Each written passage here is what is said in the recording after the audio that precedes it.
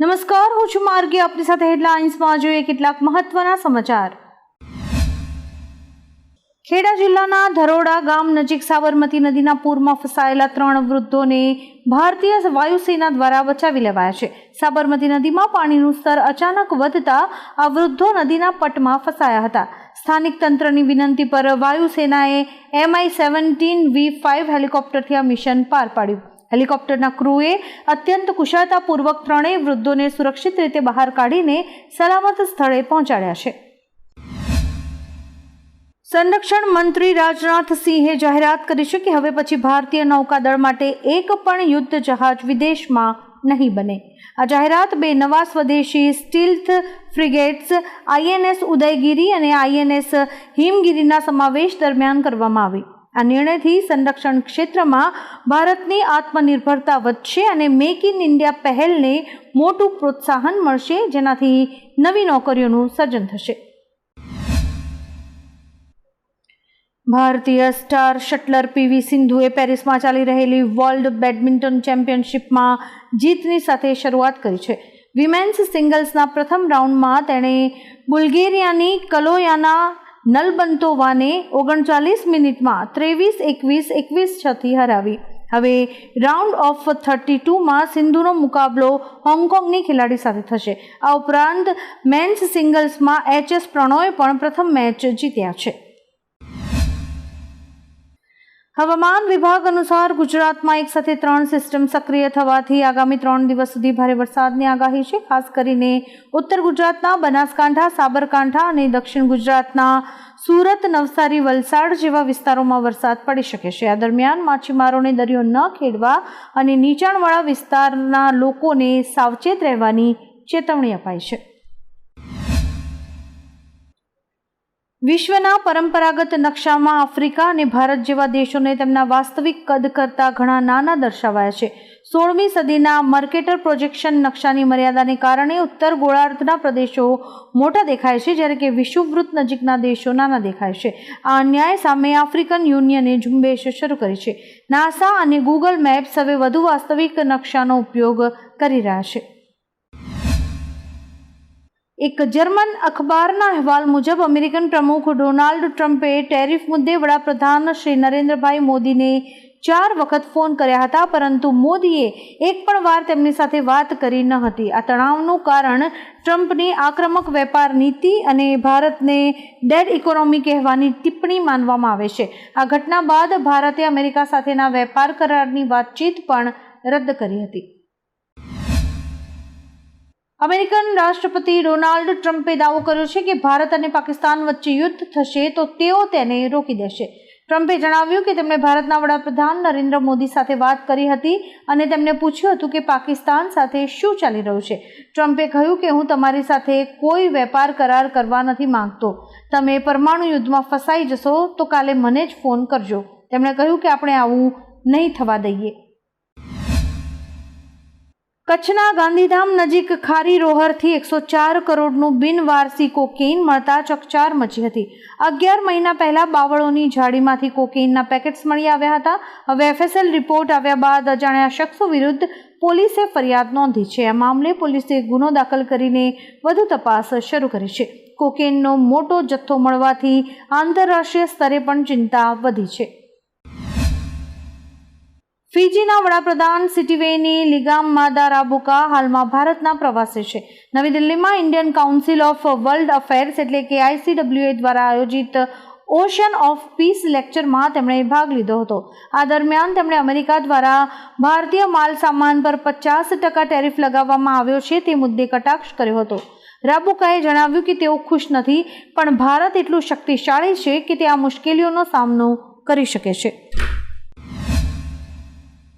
કપડવંજ કઠલાલના પૂર્વ MLA અને ભાજપના વરિષ્ઠ નેતા કનુભાઈ ડાભીએ એક પત્ર લખ્યો હતો. પોતાના પત્રમાં તેમણે પાર્ટીની અંદર અવગણના થતી હોવાનો આક્ષેપ કર્યો હતો.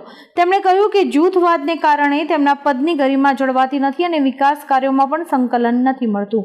કોંગ્રેસમાંથી આવેલા લોકોને પ્રાધાન્ય મળતું હોવાનું જણાવી તેમણે જૂના કાર્યકર્તાઓની અવગણનાથી નિરાશા વ્યક્ત કરી હતી. આ પત્ર ખેડા જિલ્લાના મહુધા વિધાનસભાના એક ગ્રુપમાં વાયરલ થયો છે.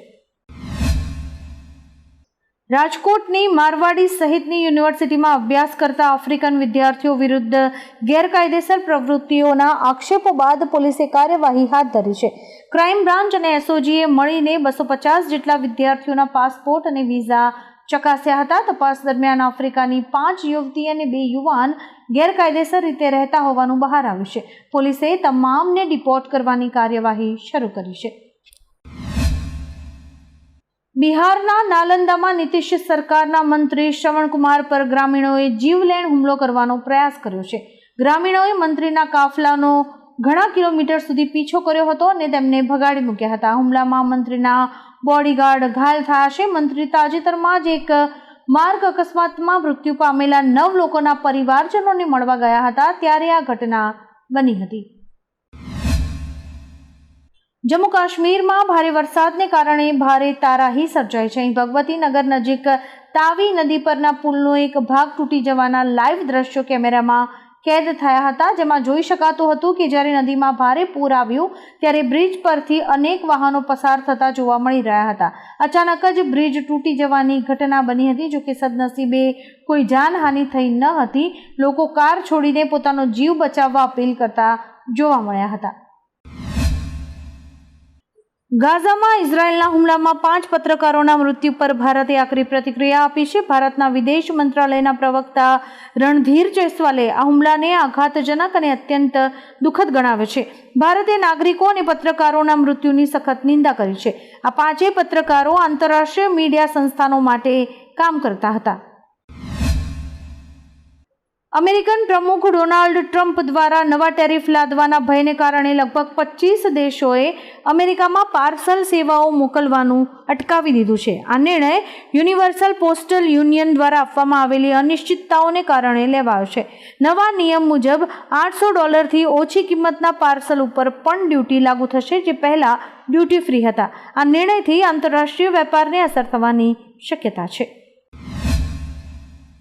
ધોરણ 10ના વિદ્યાર્થીની હત્યાના વિવાદ બાદ 7th ડે સ્કૂલ સામે માન્યતા અને એનઓસી રદ કરવાના મુદ્દે શો કોઝ નોટિસ આપવામાં આવી હતી. સ્કૂલ મેનેજમેન્ટના સભ્યો અમદાવાદ શહેર ડીઈઓ સમક્ષ ખુલાસો કરવા આવ્યા હતા, પરંતુ ડીઈઓએ ખુલાસો માન્ય ગણ્યો ન હતો. સ્કૂલને પોતાના લેટર પેડ પર યોગ્ય ખુલાસો આપવા તથા આચાર્ય અને જવાબદાર સ્ટાફને તાત્કાલિક છૂટા કરવા માટેનો આદેશ અપાયો છે. અંબાજી ખાતે 2025ના ભાદરવી પૂનમ મહામેળા અંગે જિલ્લા કલેક્ટર મિહિર પટેલની અધ્યક્ષતામાં એક પત્રકાર પરિષદ યોજાઈ હતી. કલેક્ટરે જણાવ્યું કે શ્રદ્ધાળુઓની સુરક્ષા અને સુવિધા માટે સર્વત્ર તૈયારીઓ પૂર્ણ થઈ ગઈ છે. પોલીસ અધિક્ષક પ્રશાંત સુંબેએ કહ્યું કે પોલીસ ફોર્સ તરીકે નહીં પરંતુ ફેસિલિટેશન તરીકે કામગીરી કરશે. મેળામાં ભીડ વ્યવસ્થાપન, ટ્રાફિક નિયંત્રણ અને તંત્રની સમન્વિત કામગીરી અંગે વિગતો અપાઈ હતી. રાજ્યમાં મંત્રીમંડળના વિસ્તરણ કે ફેરફારને લઈને રાજનીતિ ગરમાઈ છે. આ મામલે હવે રાજકોટના ધારાસભ્ય દર્શિતાબેન શાહે પુષ્ટિ કરી હતી. ધારાસભ્ય દર્શિતાબેન શાહે મીડિયા સાથે વાત કરતા જણાવ્યું હતું કે સોમવારે CR પાટીલ સાથે બેઠક થઈ હતી અને ટૂંક સમયમાં સારા સમાચાર આવશે. આ અંગેની માહિતી CR પાટીલ દ્વારા અપાશે. ડોનાલ્ડ ટ્રમ્પે ફરી એકવાર દાવો કર્યો છે કે તેમણે મે 2025માં ભારત પાકિસ્તાન વચ્ચેના તણાવને ઘટાડીને પરમાણુ યુદ્ધ અટકાવ્યું હતું.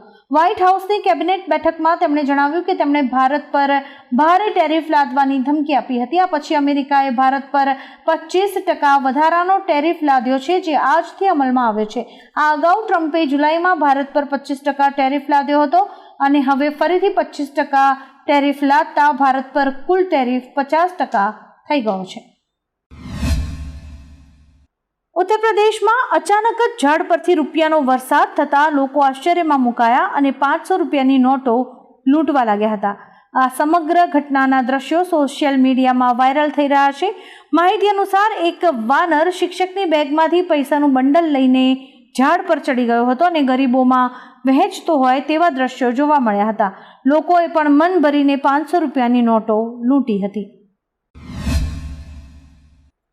ઇન્ડોનેશિયાના સેન્ટ્રલ પાપુઆના અમિંગરુ એરપોર્ટ પર સેસ્ના ગ્રાન્ડ કારવેન કાર્ગો વિમાન રનવે પરથી ખસકી ગયું અને ફેન્સિંગ સાથે અથડાયું હતું. આ અકસ્માતમાં પાયલટ અને ટેકનિશિયનને નાની મોટી ઈજાઓ પહોંચી છે.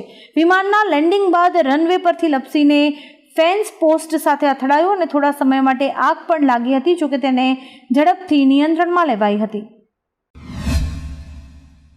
અમેરિકાના રાષ્ટ્રપતિ ડોનાલ્ડ ટ્રમ્પની માનસિક અને શારીરિક સ્થિતિ અંગે ફરી એકવાર ચર્ચા શરૂ થઈ ગઈ છે. પ્રખ્યાત મનોવૈજ્ઞાનિક ડોક્ટર હેરી સેગલ અને ડોક્ટર જ્હોન ગાર્ટનરે પોતાના કાર્યક્રમ થિંકિંગ ટ્રમ્પમાં દાવો કર્યો છે કે ટ્રમ્પમાં ડિમેન્શિયાના લક્ષણો જોવા મળી રહ્યા છે. નિષ્ણાતોના મતે ટ્રમ્પ એફટીડીથી પીડિત હોઈ શકે છે. ઉલ્લેખનીય છે કે તાજેતરમાં અલાસ્કામાં પુતિન સાથેની મુલાકાત દરમિયાન તેમનું ચાલવાનું સંતુલન બગડતું હોવાનો એક વિડીયો સોશિયલ મીડિયા પર ચર્ચામાં આવ્યો હતો. વિશ્વ ઉમિયા ધામના પ્રમુખ આરપી પટેલે કચ્છના નખત્રાણા ખાતે પાટીદાર સમાજના કાર્યક્રમમાં વધુ બાળકો પેદા કરવાની અપીલ કરી હતી, જેને લઈને ક્યાંક વિવાદ તો ક્યાંક સમર્થન મળ્યું હતું. હવે જૂનાગઢમાં યોજાયેલા એક કાર્યક્રમમાં પ્રવીણ તોગડિયાએ આ નિવેદનને સમર્થન આપ્યું છે. તેમણે કહ્યું કે હિન્દુઓએ 3 બચ્ચે હિન્દુ સચ્ચેનું સૂત્ર અપનાવવું જોઈએ અને જરૂરિયાતમંદ પરિવારોના 3જા બાળકની ફી ભરવાની પણ ખાતરી આપી હતી. આવા જ કેટલાક રસપ્રદ સમાચારો નિહાળવા માટે અમારી YouTube ચેનલને લાઇક, શેર અને સબસ્ક્રાઇબ કરો અને જોતા રહો હેડલાઇન્સ.